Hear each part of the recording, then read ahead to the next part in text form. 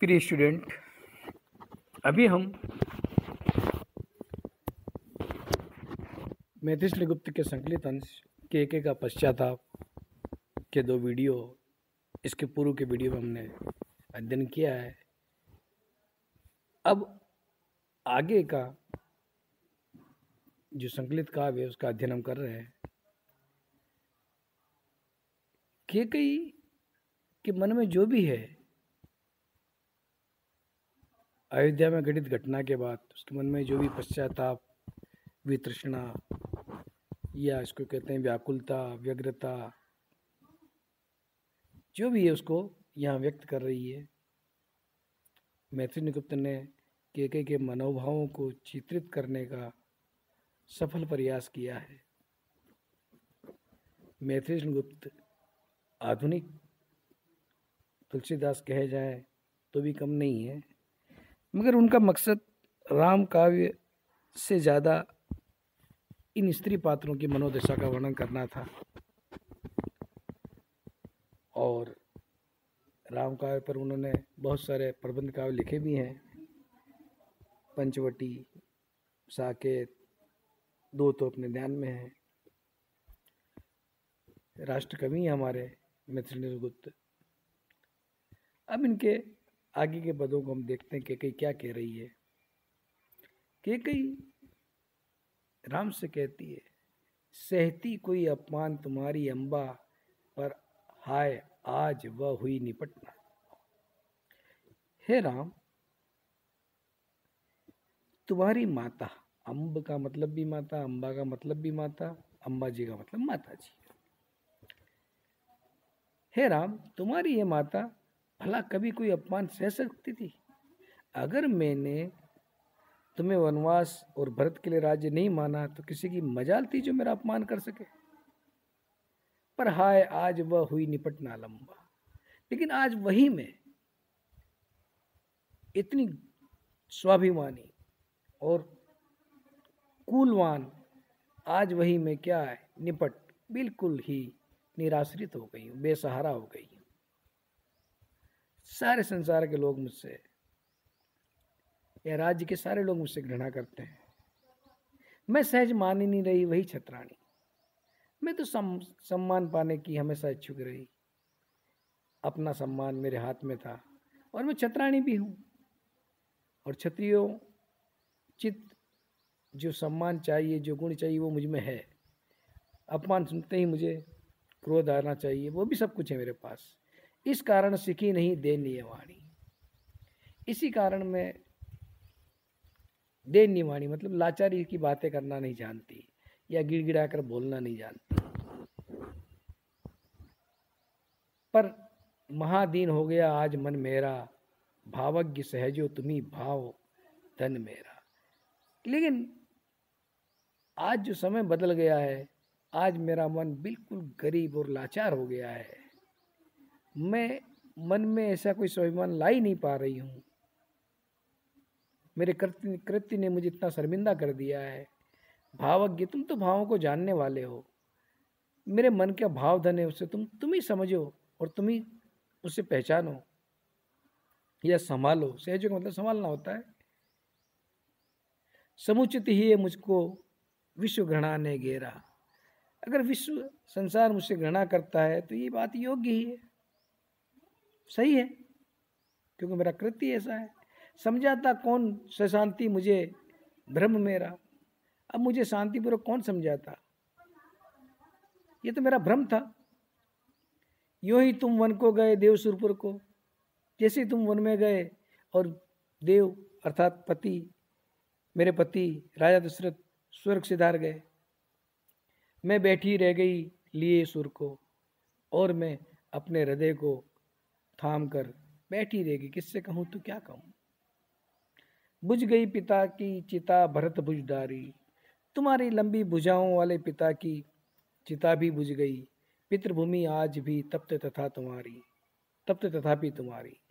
लेकिन हे पुत्र, आज भी तुम्हारी पितृभूमि क्या है, अशांत है, दुखी है। तप्त का मतलब गर्मी होती है, प्रयान तप्त नहीं, अशांत और दुखी कहते। मातृभूमि की जगह पितृभूमि लिखा है। तुम्हारा राज्य अयोध्या यूं कहना चाह रही हूँ, भय और शोक सब दूर उड़ाओ उसका, चलकर सोचित फिर हृदय जुड़ाओ उसका। हे पुत्र, तुम उस तुम्हारे तुम्हारे राज्य का, अयोध्या नगरी का, तुम्हारी पितृभूमि का जो भय है और उसका जो दुख है, सब उसको दूर करो। और हे सुचरित, तुम वहां चलकर फिर से उसका हृदय, जो उसके हृदय को शीतलता पहुंचाओ, फिर हृदय जुड़ाओ उसका, उसके हृदय को फिर से तुम शीतलता पहुंचाओ। भय और शोक सब दूर उड़ाओ उसका, चलकर फिर हृदय जुड़ाओ उसका। यानी राम से वापस चलने को कह रही है। जो हो गया सो हो गया, उसे भूल जाओ। आगे फिर कहती है,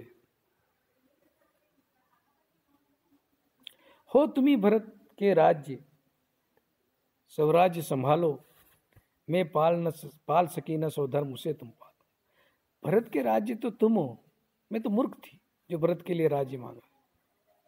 तुम अपना राज्य संभाल लो, तुम अयोध्या का सिंहासन संभाल लो। मैं अपना धर्म नहीं पाल सकी, लेकिन तुम तो अपना धर्म निभाओ। स्वामी को जीते जी न दे सकी सुख में, अपने पति को तो मैं जीते जी कोई सुख न दे पाई, उन्हें दुखी ही रखा, दुखी दिया, मरकर तो उनको दिखा सकूं यह मुख में, लेकिन मृत्यु के बाद तो मैं उन्हें अपना ये मुंह दिखा सकूं। इतना तो मेरे साथ करो। यानी मैं तुम्हें मना के अगर तुम एकदम वापस आ जाते हो तो मेरे की कृत्य का कम से कम क्या हो जाएगा, पश्चाताप पूरा हो जाएगा। मर मिटना भी है एक हमारी क्रीड़ा, मरना और मिटना भी हमारे लिए खेल है। जीव का, आत्मा का तो एक खेल ही है एक तरह से, मरना मिटना। जीवन नाटक का पर भरत वाक्य सहु विश्व की क्रीड़ा।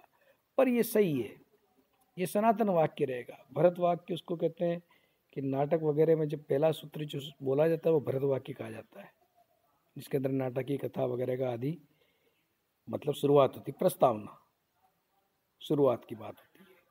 सहु विश्व की वीड़ा, मैं समस्त विश्व की घृणा सहन करूं, ये भरत वाक्य। जीवन नाटक का अंत कठिन है मेरा, मेरे जीवन रूपी नाटक का अंत बहुत कठिन है। यानी मेरा जीवन का अंत बड़ा दुष्कर होगा। प्रस्ताव मात्र में जहाँ अधेर अंदर, जिसकी शुरुआत प्रारंभ में ही अधेरी हो, अंधेरा हो, अज्ञान हो, निराशा हो, ऐसे जीवन चक्र का, ऐसे जीवन मेरे जीवन का क्या है, अंत बड़ा कठिन। अनुशासन ही था मुझे अभी तक आता, करती है तुमसे विनय आज यह माता। मुझे अब तक आज्ञा देना ही आता है। अनुशासन का तुमने आज्ञा लिया है, क्यों रानी रही, छत्राणी रही, महल की राजकुमारी रानी सब रही, तो मुझे लोगों को आज्ञा देना ही आता है। लेकिन वही मैं कैकेयी जो आज्ञा ही दिया करती थी, आज तुमसे विनती कर रही, विनय कर रही। तुम्हारी ये माता कैकेयी तुमसे विनती करती है। जैसी कैकेयी विनती करने का नाम लेती है, राम का हृदय क्षुब्ध हो उठता है और तुरंत कह बैठते हैं वो, हाँ मात, मुझको करो नहीं अपराधी। एक माता अपने पुत्र से विनती करे, ये राम सहन नहीं करता। इसलिए राम कहते हैं, अरे माँ, इस तरह से वाणी बोलकर, इस तरह से बोलकर तुम मुझे अपराधी बना रही हो, मतलब मुझे दोष युक्त बना रही हो। मैं दोषी हो जाऊंगा अगर आप मुझसे इस तरह कहोगे। माता का काम है आज्ञा देना, विनती करना। मैं सुन न सकूंगा बात और आबादी, अब मैं इससे ज्यादा, इससे आगे एक भी शब्द सुन नहीं पाऊंगा। आधी बात सुनना का मतलब एक भी शब्द नहीं सुन पाना, हमने इसका पूरा अर्थ लिया। यानी मैं इससे आगे एक भी शब्द नहीं सुन पाऊंगा, क्योंकि आप मुझसे विनय करने का कह ही नहीं सकते। यह राम के किसे कह रहे हैं कि माता, आपको इस तरह से गिड़गिड़ा कर बोलने की कोई आवश्यकता नहीं है। फिर राम आगे कह रहे हैं, कहती हो तुम क्यों अन्य तुल्य वाणी।